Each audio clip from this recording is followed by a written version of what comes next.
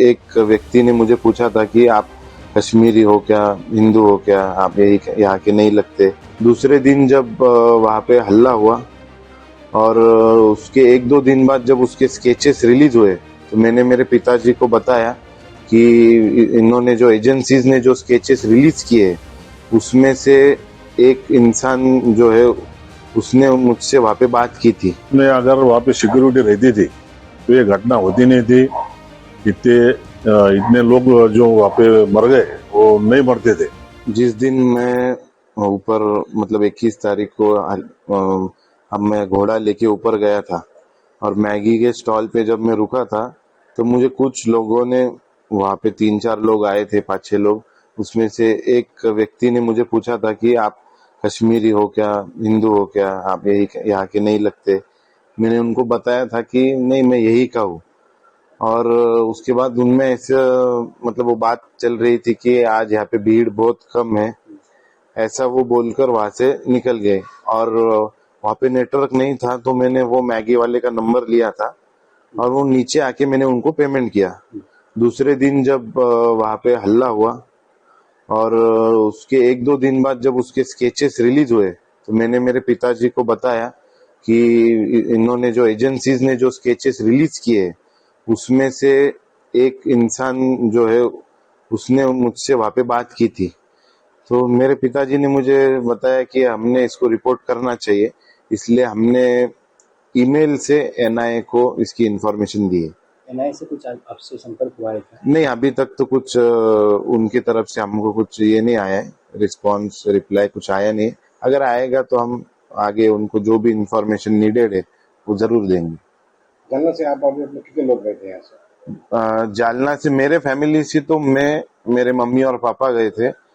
बाकी तो पूरे देश भर से, दुनिया भर से वहाँ पे लोग आते, इतनी खूबसूरत जगह है वो।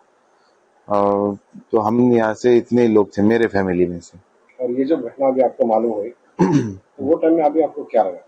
हम बहुत डरे हुए थे। हम और पूरे विविध अलग अलग स्टेट से जितने भी लोग थे हमारे होटल में, हम कोई रूम से बाहर तक नहीं निकला क्योंकि इतने हैवी सिक्योरिटी में ऐसी वहाँ पे घटना होना मतलब ये हमारे लिए बहुत शॉकिंग था। दादा मुझे क्या बताएंगे, जिस दिन आप श्रीनगर पहुंचे उस दिन पहलगाम में आतंकी हमला हुआ था, उसके पहले दिन आप पहलगाम में थे, आपने वहाँ पे क्या परिस्थिति देखी और क्या नजर आया आपको? तो मैं, मेरी मिसेस और मेरा बच्चा, हम 3 लोग गए थे और मैं और मेरी मिसेस हम नीचे रुके थे पहलगाम में। और हमारा लड़का है जो आदर्श, वो घोड़े पे ऊपर गया था वो वैली में। तो उसने आने के बाद में जो हमको बताया कि वहाँ पे गार्ड वगैरह कुछ भी नहीं थे, ना आर्मी के लोग थे, ना पुलिस के थे, ना कुछ थे। मुझे ऐसा लगता है कि अपने अगर वहाँ पे सिक्योरिटी रहती थी तो ये घटना होती नहीं थी। इतने लोग जो वहाँ पे मर गए वो नहीं मरते थे। तो मेरी सरकार से गुजारिश है कि उन्होंने ध्यान रख के सुरक्षा व्यवस्था और कड़क करना चाहिए। वहाँ पे जहाँ जहाँ टूरिस्ट लोग जाते हैं वहाँ पे सुरक्षा व्यवस्था देनी चाहिए। ये घटना होने के बाद आपके लड़के ने उस आतंकवादी को पहचाना था, तो आपने आपका कर्तव्य समझकर एनआईए को जो आपने बताया है, क्या सोचते हैं आप कि उसके ऊपर क्या अमल है? अभी वो जो दूसरे तीसरे दिन जो स्केच आए थे उनके टेररिस्ट के, तो मेरे बच्चे ने वो देख के मुझे बताया कि पापा इसमें का एक था जो उसने मेरे से वहां पे बात किया था। तो मैं बोला बेटा अपना भी कर्तव्य है, कुछ अपन उनको मालूमात देना चाहिए जो अपने को जो मालूम है वो।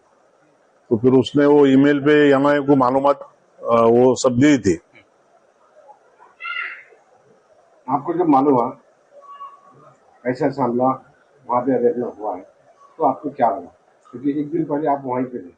बहुत बुरा लगा और हम तो बच गए समझो हमारे माँ बाप के आशीर्वाद से। मगर जो लोग गए उनके बारे में बहुत सोच के दुख लगता है और ऐसा लगता है कि ऐसी घटना नहीं होनी चाहिए।